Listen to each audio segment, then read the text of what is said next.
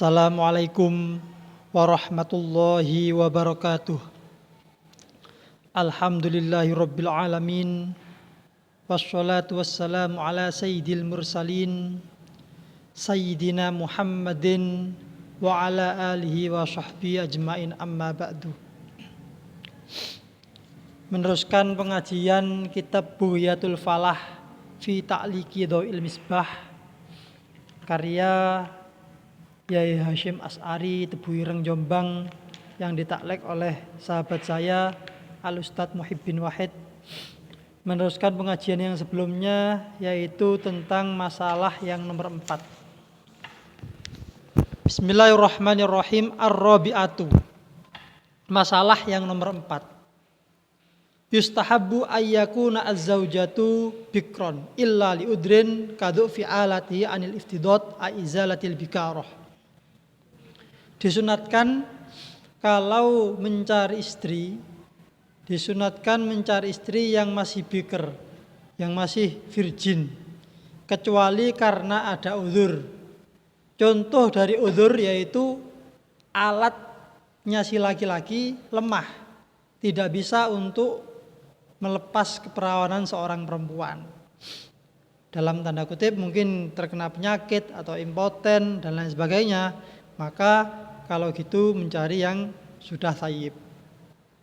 Awihtiyaji liman yakumu ala iyalihi kama waqa'a li Jabir. Atau mencari yang thayyib, mencari yang tidak perawan karena butuh seseorang yang bisa merawat keluarganya. Mungkin sudah punya anak banyak, istrinya meninggal, akhirnya mencari istri lagi, maka boleh untuk mencari yang tidak bikr. Supaya apa? Supaya bisa merawat anak-anak. Seperti halnya sahabat Jabir radhiyallahu anhu. Diriwayatkan an Jabir ibni Abdullah, qala tazawwajtu imra'atan fi ahdi Rasulillah falakitun nabi faqala ya Jabir qultu na'am qala bikrun am thayyibun qultu thayyibun faqala fahalla bikron tula ibuha wa tula ibuka qultu ya Rasulullah innali akhwatin fahasyitu an tadkhula baini wa bainahunna ila akhirih. Jadi pada suatu hadis diriwayatkan bahwasannya Jabir itu menikah. Kemudian ditanya sama kanjeng Nabi, "Thayyib apa bikr?" Dijawab, "Thayyib." "Loh, kenapa aku enggak bikr?" Dijawab oleh Jabir, "Saya punya saudara yang banyak, saudara-saudara perempuan yang banyak. Ya, supaya bisa merawat terhadap saudara-saudara saya, adik-adik saya, akhirnya menikahi yang thayyib." Wa kaunuhu dzata nasabin thayyibin. Dan juga dianjurkan ketika memilih istri memiliki nasab yang bagus.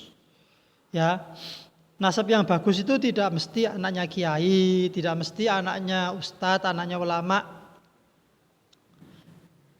Tapi di sini dijelaskan la bintu zina, yang penting bukan anak zina dan juga bukan anaknya orang fasik. Orang tuanya itu orang yang penting orang yang ahli ibadah lah, orang yang termasuk orang soleh. Tidak mesti kiai, tidak mesti ulama, tapi termasuk orang soleh, maka termasuk nasab yang baik. Yang penting bukan anak zina, bukan anaknya orang yang ahli maksiat. Begitu juga sebaiknya jangan mencari perempuan yang tidak diketahui siapa bapaknya, atau menikahi seorang yang ada di panti asuhan yang tidak jelas siapa bapak ibunya. Itu kurang bagus. Ya, kecuali memang orangnya sholihah, kriteria yang lain bagus, ya nggak apa-apa, dipertimbangkan. Tapi salah satu pertimbangan juga kalau bisa harus diketahui siapa bapak dan ibunya. Wa kunuha kufuwan lahu lima sahhaul hakim min hadits Aisyah marfu'an takhayyaru lin fikum wankahul akfa. Dan dianjurkan perempuan yang hendak engkau nikahi adalah perempuan yang sekufu dengan kamu.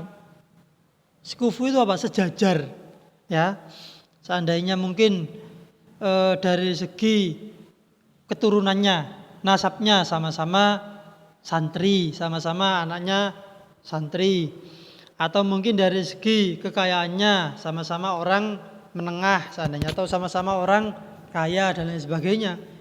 Ya, itu termasuk mencari yang kufu kalau bisa.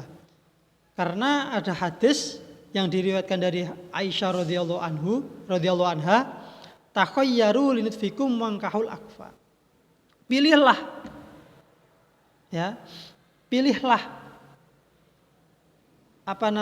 siapa yang akan kamu nikahi, dan nikahilah perempuan-perempuan yang sekufu.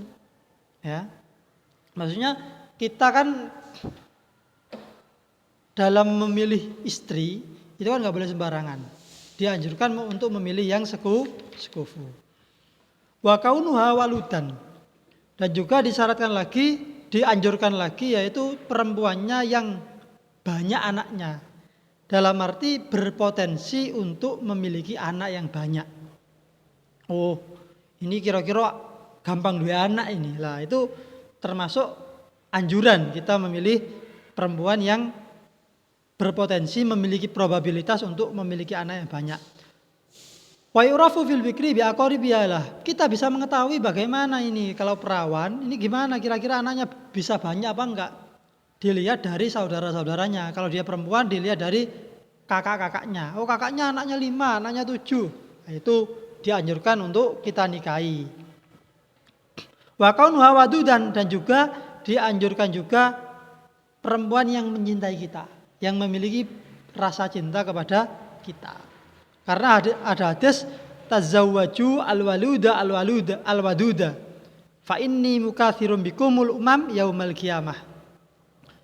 Nikahilah perempuan-perempuan yang berpotensi punya anak banyak, dan perempuan-perempuan yang memiliki rasa cinta. Ya. Karena Kanjeng Nabi nanti akan banyak umatnya di hari kiamat dengan adanya umat-umatnya yang memiliki anak yang banyak. Ini memang di sini seperti ini, tapi kalau kita lihat ngajinya Yai Huda Jazuli Ploso atau mertua saya Yai Hakim, itu ya kita harus tahu diri. Kita memang dianjurkan memiliki anak banyak ketika kita memang mampu, baik dari segi merawatnya ataupun dari segi biayanya.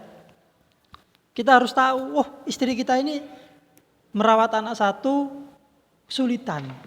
Ya jangan ditambah lagi, nunggu dulu anaknya agak besar dulu 2 tahun atau 3 tahun seperti itu. Ya. Jadi kita harus tahu, harus bisa menerka kekuatan kita dan kekuatan istri kita dalam merawat anak itu, dan juga keuangan kita dalam segi merawat anak. Jangan hanya ditakdir pokok akeh jangan. Tetap kita harus tahu diri, ya.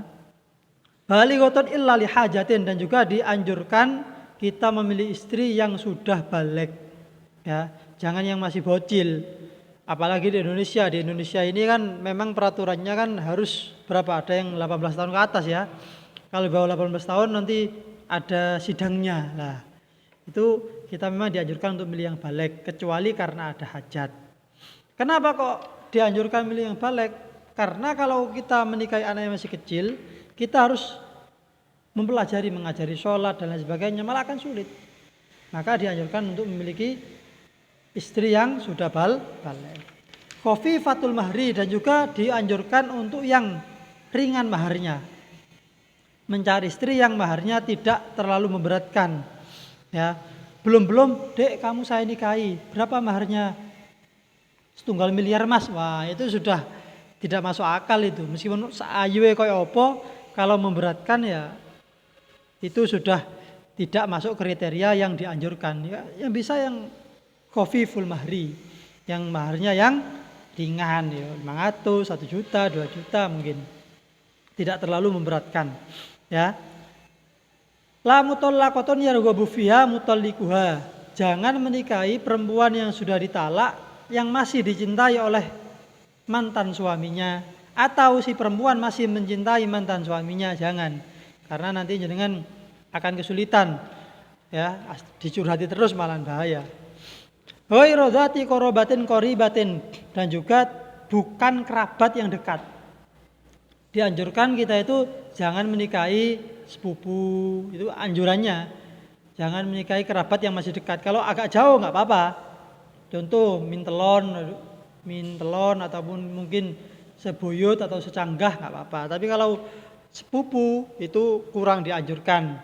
bi angkanat ajnabiyatan au dzata qarabatin baidatin, dengan gambaran perempuan yang lain bukan termasuk saudara kita, bukan sepupu, bukan, kalau ponakan memang nggak boleh ya, bukan saudara dari ipar dan lain sebagainya, pokoknya yang jauh lah, yang ajnabiyah ya, atau kerabat tapi kerabat yang jauh, atau kalau bisa orang lain ya, seperti itu. Al-khamisatu wallahu a'lam bishawab.